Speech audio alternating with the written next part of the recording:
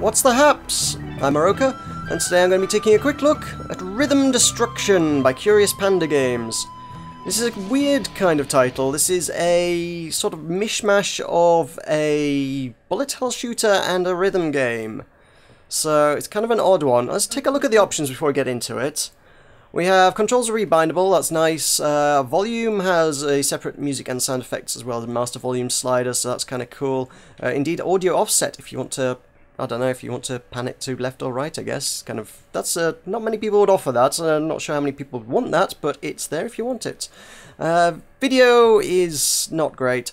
We have aspect ratio and we can turn it to full screen, but there is no resolution control. Fortunately for me, 16:9 at windowed mode seems to go to 1280x720, so that's great for me making a video, but if you want any more fine-grained control than that, you're stiff out of luck, I'm afraid. We have a quality slider. We do have VSync, we have Bloom, and we have advanced lighting, which doesn't really tell you much. I'm not sure what that's supposed to mean, to be honest with you. That's not made abundantly clear. We also have other, which we can turn. I guess the feed is this thing at the bottom that says, you know, gives you a few statistics about songs and friends and how many levels been played. We can change the button icons. Obviously, being a rhythm game, we're going to get various rhythm cues, and depending on what input method you're using, in my case I'm using Xbox pad, you can change what is displayed. So we've got, you can change for arrows if you're playing on a keyboard, we've got Xbox if you're playing on the Xbox pad, and PlayStation if you're using a PlayStation controller. I mean, I imagine the Xbox seems to be broadly the most popular one, but some people are using PlayStation pads these days, so it's rather nice to be able to change the options there. A lot of games sort of try to get away with trying to guess at what you're using, judging by the inputs, and it's sometimes a bit messy. So it's kind of nice to have that in the options as just to be able to tell the game, this is what I'm using, please give me the cues appropriate to my controls. So if I set it to Xbox, everything in the game is going to be Xbox based. See, at the top it says back is B and select is A now. So that's great. So let's hop on into the first song. I should note at this stage I do have all the rhythm and musical talent of a potato, so as anybody who has watched my series Crypt of the Necrodancer will be aware, so don't expect anything too particularly impressive. I've only completed the first 3 levels, beyond that I've got kinda stuck because I'm not very good at it, so that's that. So, bullet hell, we can move. We cannot shoot at any given opportunity. If I try and shoot now, nothing happens. I have to wait for these cues. Some enemies, although not all enemies, have these markers, and when the ring hits the outside, that's your cue to shoot, and you can shoot and destroy them. Those enemies are not warranted by destroying them, so they don't get a cue. This guy's a bit bigger, so he does. It's kind of a bit arbitrary as to which enemies the game says, yes, you're going to be allowed to kill these ones, and which ones it's not. So, some enemies you'll never get to destroy, these guys we'll never destroy. And this guy apparently we will. And you do only get the one shot at it. If you miss a cue, if we miss this guy, let's say miss him on purpose, whoops, no, I will never get to shoot that guy again. I will never get another opportunity to destroy it. Which is kind of weird in a bullet hell kind of game. You'd sort of expect to be able to actually kill things at your leisure as you would choose. In this way, it's kind of, it feels very heavily scripted. I mean, obviously, yeah, that's, you know, it's the rhythm game elements coming into play there, but at the same time, from the bullet hell perspective, it feels really, really limiting. It's kind of jarring, in fact. You normally expect to be able to just rain furious death upon your enemies and smash them up.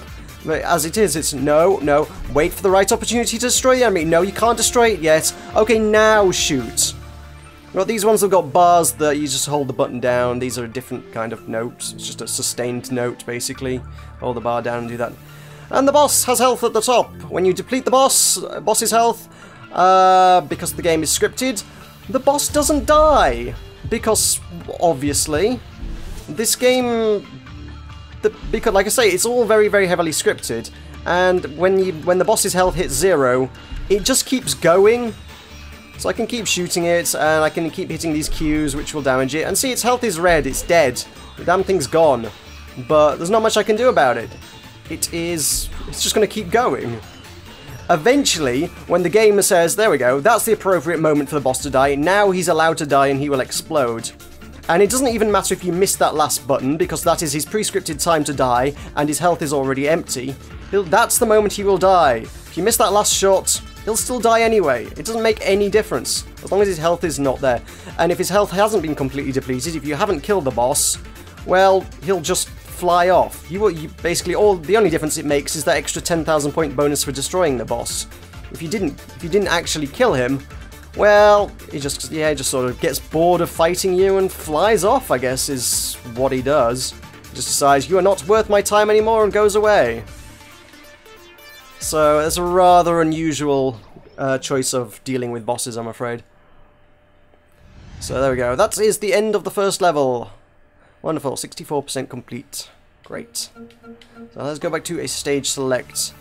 Let's step it up. Let's do a slightly harder song, a 2-star song. This is actually the hardest song I've managed. I've only done the tier 1 songs. This first tier 2 song at 2.5 stars has kicked my ass a few times. That final boss gets...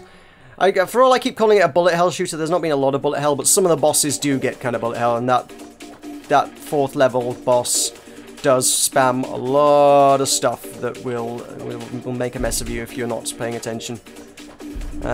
We do have this speed boost, which is nice for getting through little areas like this. If you hold down the right trigger, you can move faster for a limited time. Whoa, yikes. And that'll recharge fairly quickly. You got the speed boost in the top right corner next to your lives. And you do have 3 lives. The lives, as I say, not particularly connected to the beats. If you miss these, there's no real penalty behind other than you don't get the points. The lives, the only way for you to fail the level is to lose all your lives, which is only concerned with what you've actually collided with or been shot down by in the case of these missiles. If you dodge everything but don't hit any notes whatsoever, you won't fail the level. You'll probably get like a 0-star rating or something. The game probably won't be too happy with you for doing quite so badly, but you will still get to the end of the level and it will still say level complete. Even if you miss every single note. The only failure state is crashing into things. Which seems kind of odd, given that every other rhythm game, if you stuff up the rhythm, it kind of says, wait, you're not doing well enough, you fail. Look at your Guitar Heroes and Rock Bands, they've got special modes that are specifically there for you to play. I mean, there is like an easy mode in this as well, but that's not going to penalize you so heavily, but... I don't know, every other rhythm game ties your performance very closely to the rhythm, and in this it's like, we're really not bothered if you hit the rhythm at all. So it's just 2 genres that don't naturally go together, and whilst I applaud them for trying to do something fairly unique and interesting with it, the execution of it is just kind of flawed. The 2 just don't naturally work together, and it could be a lot better is what it could be. So, I think we might have another boss coming up ahead. Yeah, this one is going to be a little bit more bullet-helly than the last one. So, let's try and stay alive through this. So, yeah. The dashes are much more needed for the bosses because, yeah, you're going to want to try and dodge through the bullets. Otherwise, you may not be fast enough. We've also got these projectiles, which shoot automatically. You still don't have any actual... power to shoot your own bullets. The game does not give you your own bullets. These shoot automatically, and you do get points for hitting the boss with them, but as I say, you have no control over when the bullets are actually going to fire. And I didn't destroy that one, so the boss just flew off. There we go. So that's that. End of level 2, or 3 in fact this one was, yes. So let's head on to this one, because Land of the Lost is this? Yes. Land of the Lost has a slightly different section in it. There is a slightly different section to the game, which is more pure Dance Dance Revolution kind of thing. Which I believe this game initially started out as a Dance Dance Revolution clone, so it obviously takes its roots from there. And there is a section in this which is not remotely like the rest of the game. It doesn't really seem to serve much purpose other than in a kind of like the Guitar Hero guitar solo kind of way, where it's just here have an interesting different section for some bonus points kind of thing. Beyond that, it's not abundantly clear what the point of it is. I should note there is also this proximity bonus in the top corner that I hadn't pointed out, which is you do get more points for being closer to enemies, but you still, if you hit the notes as badly as I do, it still doesn't really change much. You're not going to get many points if you don't hit the note well. So these ones are tricky to get past if you don't destroy them, but you do have, it's the old technique of bullet hells where the ship's hitbox is actually just a tiny dot in the center, and you can get pretty close to things without destroying yourself. So you can sneak through some teeny tiny gaps if you need to do so. That's a thing. So yeah, there are some enemies that will block your path if you don't destroy them, but it's usually not impossible to get through. It's just going to be a tight squeeze, so it's in your interest to try and destroy them when you have the opportunity. Otherwise, you're just going to make life harder for yourself. And of course, you're sacrificing points by not doing so. So it's just, the bullet hell thing is not really very consistent. It's just intermittent, is what it is. You get the occasionally enemies will pop up and go, yeah, bullets everywhere. Well, this is sort of, I guess. Not really hell. It's just lots of bullets. I wouldn't call it a bullet hell. And the bosses certainly can be from time to time, so there's that. Those ones connected by lines, they are literally just there to tell you that the notes are played in rapid succession, I think. There's not much more to it than that. I think there's another bonus round here, yes. Sweet. Okay. And then all these enemies are connected for goodness knows what reason. So the whole thing seems heavily scripted and thoroughly arbitrary, is kind of very much a recurring theme of all of this. You have no real control over what goes on other than whether you hit the notes on time, and a lot of it makes no rhyme or reason. I mean, a lot of the enemies you just can't destroy because the game says you can't, which is no fun. I want to be able to destroy them. They're attacking me. Why can't I destroy them? It makes no sense. Other than, it doesn't match the music. So here we go, activating hyperspeed. This is an entirely different section which is just match the notes. And it kind of, they do get a bit quicker than some of the stuff that's in the normal gameplay, so... But it's a lot simpler. All you need to do is hit the directions at the right time, that's all it is. Just match the notes, left, right, up, down.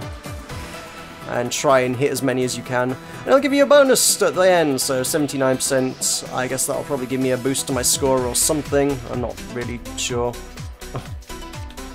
Okay, this one. This is a tricky one. This one can catch you out. For some reason, if you don't move through into the gap at the right time, it can and will just crush you. But there's no way to know this until you stuff it up the first time, and then you'll learn your lesson for the next time. So, I think we may have another boss coming up just ahead. This is the one that always gets me, so don't expect me to defeat this guy, I don't think. I'll have a go, but I don't think it's happening. I can hit the notes, but as I say, it's really not going to make any difference. The only way I can actually defeat the boss in any real sense is to... well, just to make it to the end of the song, quite frankly. Just to not lose all my lives by the end of the song. You do get this invulnerability periods while, just after you die, but for some reason you're not allowed to shoot whilst you're invulnerable, which seems like an odd way of handling it. These ones seems to be staying in the corner seems to be the best method I've found for dealing with this, because that way everything's spread out nice and far. Except for here, where it doesn't let you spread out. Dang it. We might be getting close, though. Sounds like the song's coming to an end. Maybe I can come... No. I could have done that so much better. Whoops. So this level remains uncompleted. There we go, it was flying off. That level remains uncompleted on my part. Oh well. Now, one complaint I've seen leveled by a few people at this is that the cues don't match the songs, but I don't know whether I could say I've spotted that. This is, again, mostly related to my being completely and totally tone deaf, so if there's anything that doesn't kind of match up, I'm usually more keen to suggest I'm really bad at the game, so I can't go, oh, this game is cheating me because its cues don't match the song, because I usually just feel like I've messed up more than anything else. But there are a few reviews on Steam where people have suggested that that is the case, so bear in mind that that might also be a thing. So we've also got this challenge mode here. This challenge mode allows you to challenge other people to play the game, to compete for high scores and things. And as you can see from the leaderboards, it doesn't seem like there's a whole lot of people using that. It's kind of a nice idea. So you set the challenge and you can say what stage you're going to play, what difficulty, what you're competing for, whether you want, you know, percentage of song completed or score or what have you. And then it keeps a record of how many you've won and lost. But as you can see, there are only a grand total of 14 people who have ever even won a game of this. So presumably, then it goes down to 0,0,0,0,0 for several thousand people. I mean, if we go to mouse control might be better for this. Relative, I'm ranked 18,000, not 18, 1,800th. With a 0,0. So we've got several thousand people who've got 0,0. And then presumably somewhere near the bottom there are another 14-ish people who have only ever lost a game, I imagine. So, given that there are only about 30 or so people who have ever played this in challenge mode, if you've got a friend to challenge, great, but otherwise you might be having some trouble with that one. But it's an interesting feature nonetheless. So this is currently out on Steam. It is available for £3.99 or your regional equivalent, and because they launched a very short time before the summer sale, it's actually 50% off already, like a week after launch, for £1.99. And there is also a DLC pack. You can see the viewer DLC in the corner, which increases the number of songs in the game from 10 to 13. That is available for 79p. That comes with a pack of songs rated 4-star, 5-star, and harder than 5-star, which is, you know, up there, top-end content of the game and beyond top-end content of the current game. So, if you're really into the game and you really want a challenge, that's there, but if you're like me and are struggling with the 2.5-star songs, that's not going to be a particularly compelling purchase. It might be more in their interest to throw some easier songs in there so that people who aren't, you know, super pro at the game might actually be interested in buying something as well. As it is, 10 songs doesn't actually seem like a whole lot of content either, so a lot of cheap DLC to expand that would probably go pretty nicely with it, I think. So, on the whole, like I say, it's an interesting concept, but personally, I don't necessarily think I'm going to be recommending it to anyone, because I've not particularly enjoyed it, and it just feels like a flawed execution of what otherwise could have been a rather good idea.